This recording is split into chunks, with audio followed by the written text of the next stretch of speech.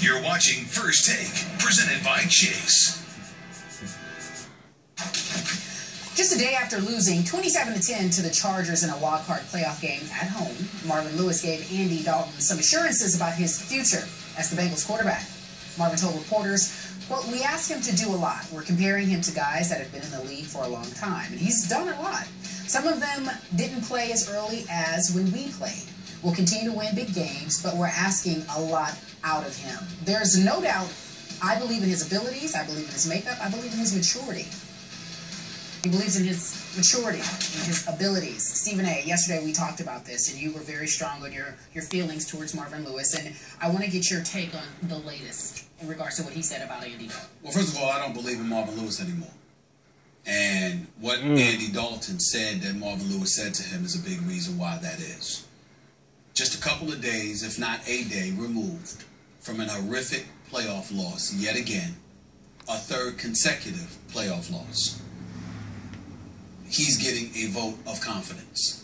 I understand something like that, Skip, if it's the beginning of training camp, if it's the off season and he's approaching contract free agency or something along those lines. But my Lord, can you at least allow him to wallow in it and feel miserable for a couple of days? Could you at least do that? You're certainly doing that to the fans of the Cincinnati Bengals. You've been doing that for decades. Why couldn't you do that for him?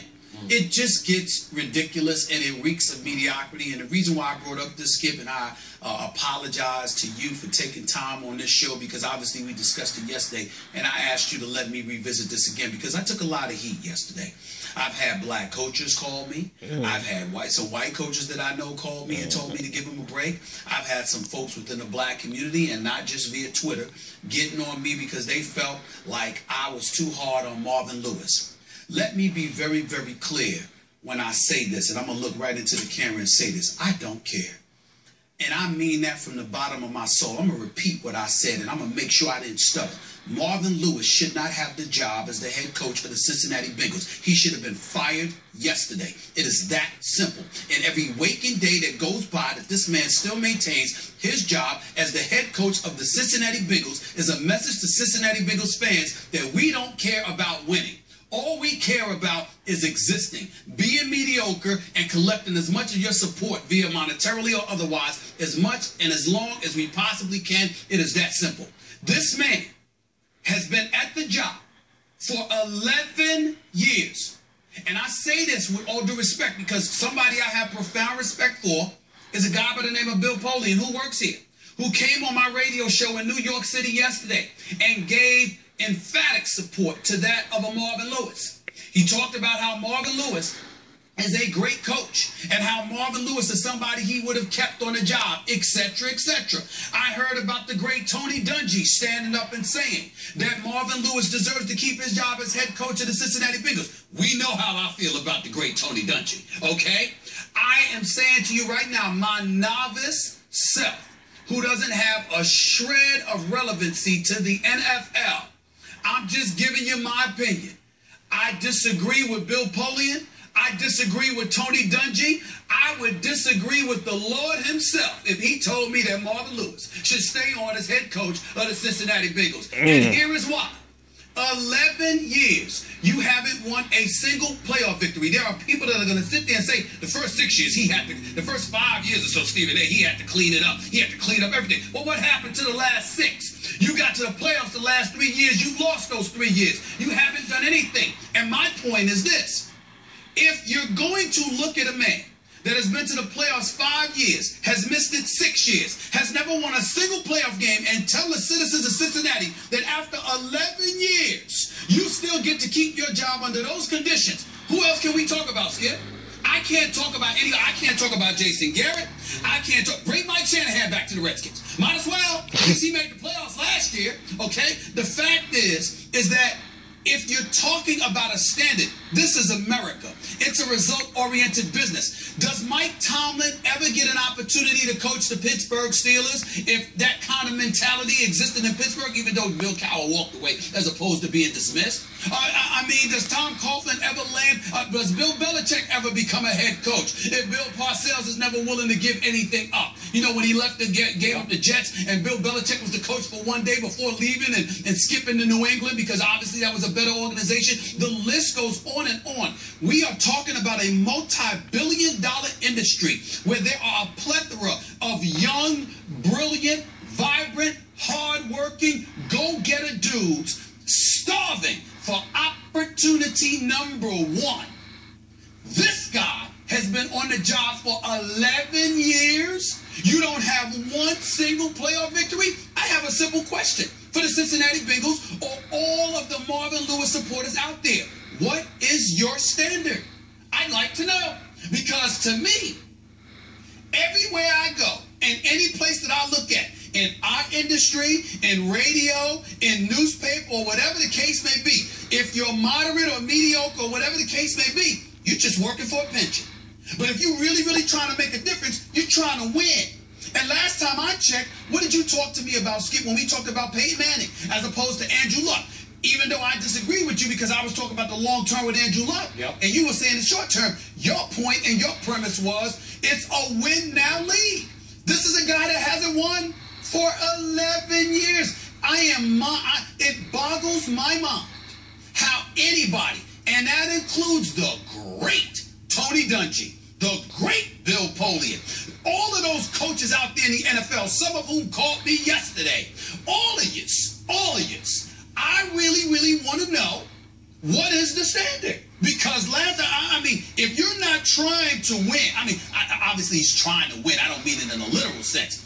But if the results are the results, and you could be on a job for 11 years, as far as I'm concerned, you said, listen, Tom Jackson went on the air and said that the folks in Cincinnati were reluctant to come out and support the team for the home playoff game because they sort of been here before, done that, and they sort of know what's coming. But he pinned it more on the quarterback than the coach. I understand he pinned it more on the quarterback than the coach. But we see now why the quarterback is who he is. Because you have a coach that evidently doesn't believe in holding you but so accountable. It's ridiculous to me, and it breaks my heart to say that because considering the brothers and the absence of opportunities that we've had to endure over decades, I am not one to do this. But my Lord, there's a lot of young brothers and people from other groups that are starving for an opportunity that have earned it, as opposed to sitting back and waiting for some dude to take his time being out the door when you've got 11 years and no production to speak of in the postseason.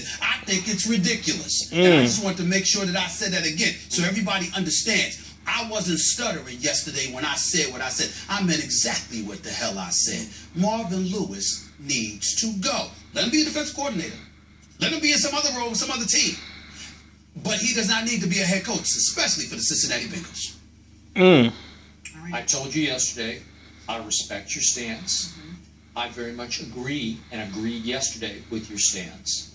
The only departure point for me was, I think Marvin Lewis is a pretty good head coach. Now, obviously, pretty good hasn't been good enough for 11 long years because he's 90-1.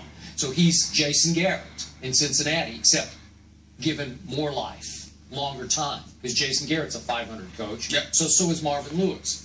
I do think Marvin deserves another shot somewhere else. Okay. New voice, change of scenery, new direction. Cincinnati deserves it. He deserves it. I would like to see him get another shot. I think he would get another shot somewhere else. But I agree with you. He needs to go. Now, bottom line here, there's a Jerry Jones in Cincinnati, except he's not visible. But Mike Brown is the owner and operator of the Cincinnati Bengals. He is the owner, president, and general manager.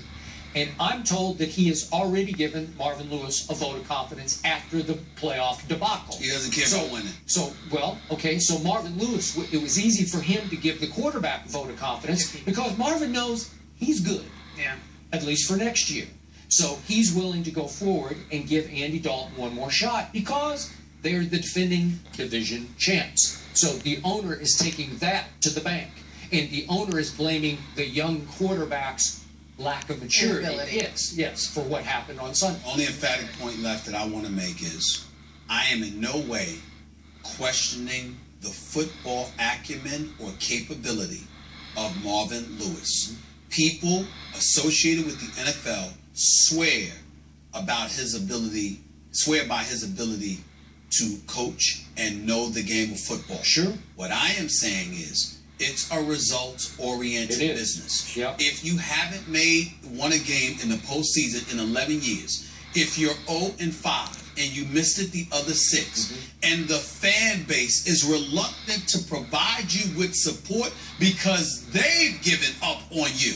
From that perspective, there is not a coach in any other city outside of Dallas that would not have been where you would not have been going. And dare I say Dallas, because the reason why Jerry Jones can afford to have the attitude that he has is that he's the hype machine personified, and folks pack into his billion-dollar playpen to come watch his product, and of course they give him television ratings. So you're not losing money. You're losing games, but you're not losing money. If you're the Cincinnati Bengals, technically it's the NFL, so you're not losing money either. But the support is dissipating before our very eyes in a market that ain't the biggest in the world because of a franchise they don't believe in, presided over by a head coach who's giving you no reason to believe in them.